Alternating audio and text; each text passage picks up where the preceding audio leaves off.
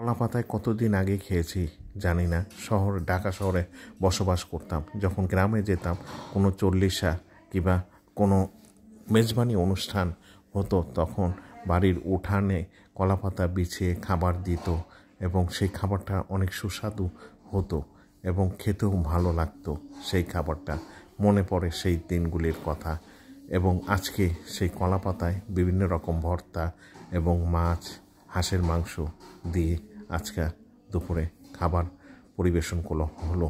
এই খাবারগুলা মাটির চুলাতেই রান্না করা হয়েছিল বিধায় স্বাদটা সেরকম ছিল এবং সবগুলাই উপকরণই টাটকা। আজকে সকালে আনা হয়েছে বাজার থেকে কিনে, আজকে আবার মাটির চুলায় রান্না করা হয়েছিল, তাই খেতে অনেক সুস্বাদু হয়েছে এবং ভালো লেগেছে।